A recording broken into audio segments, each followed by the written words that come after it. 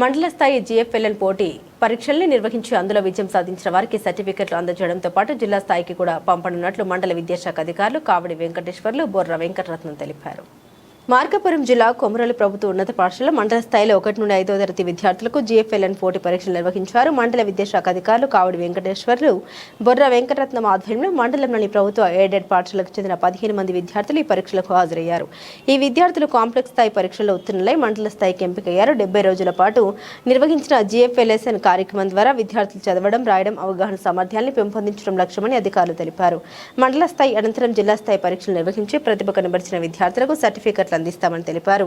ఈ కార్యక్రమంలో ప్రభుత్వ ఉన్నత పాఠశాల ప్రధాన ఉపాధ్యాయులు శివనాగేశ్వరరావు, రాజుపాలెం జిల్లా పరిషత్ ఉన్నత పాఠశాల ప్రధాన ఉపాధ్యాయులు చంద్రశేఖర్, మహిళా ఉపాధ్యాయులు జయప్రద, దుర్గా, ఎంఐఎస్ కోఆర్డినేటర్ వెంకటేశ్వర్లు, సిఆర్పీలు రామంజనేయులు, పుల్లయ్య, రామాంజీ, ఇతర పాఠశాల ఉపాధ్యాయులు పాల్గొన్నారు.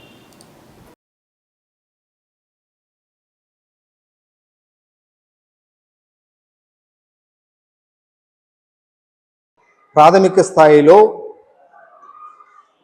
పిల్లల్ని చదువును, రాయను, ధారాళంగా మాట్లాడటం, క్రింద విద్యార్థులు ఎవరైతే ఉన్నారో వారిని ప్రభుత్వము ఒక ప్రత్యేక ప్రణాళిక 75 రోజులు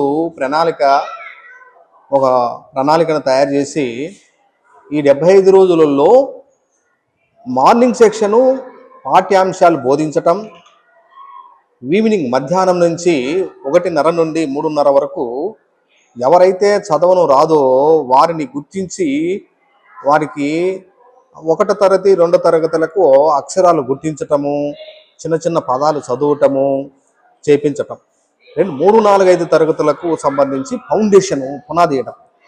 ఎక్కడైతే 3, 4 తరగతులలో పిల్లలు ఎట్టి పరిస్థితులలో అక్షరాలు గుర్తించటం కానీ, చదవటం కానీ, రాయటం కానీ రాకపోతే ఎంత స్థాయికి పోయినా పునాది అనేటువంటిది ఉండదు.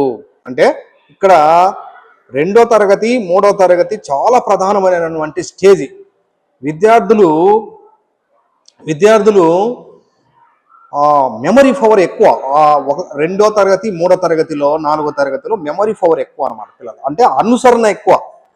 ప్రతి అంశాన్ని కూడా క్షుణ్ణంగా పరిశీలిస్తుంటారు. ఆ స్టేజిలో, ఆ వయసులో పిల్లలు గుర్తిస్తే అది స్థిరస్థాయిగా లైఫ్ లాంగ్ గుర్తుంటుంది. ఒకవేళ గతి తప్పితే పై స్థాయికి వచ్చినా నేర్చుకున్నా అంత స్టాండర్డ్ ఉండదు. పిల్లలకు రాస్తారు, చెప్తే రాస్తారు కానీ తప్పులు రాస్తారు.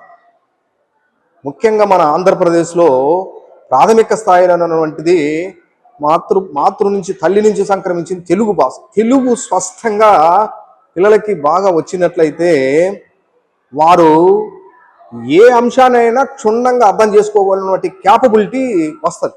అంటే పునాది అనేటువంటిది కథల రూపంలో అయితే కావచ్చు, మరి ప్రాజెక్టు రూపంలో బొమ్మలను చూపించి ప్రదర్శించి పిల్లలకు అర్థమయ్యే రీతిలో బోధన అనేటువంటిది ఆ స్థాయిలో జరిగితే మంచిది, బాగా ఉంటుంది అనేటువంటిది ప్రభుత్వం గుర్తించింది.